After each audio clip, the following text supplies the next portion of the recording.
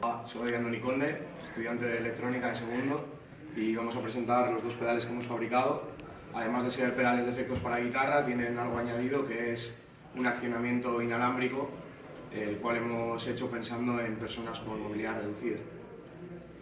Vamos con el primero, que es el que ha hecho mi grupo, que se trata de un fuzz, que tiene este sonido. Y vemos que podemos accionarlo también con este botón.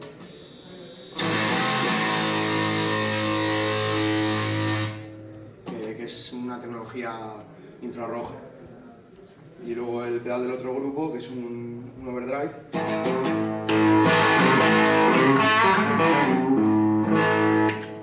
Que se acciona mediante Bluetooth, ¿no?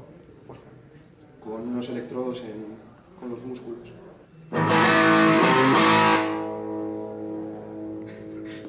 Va guay, ahí está.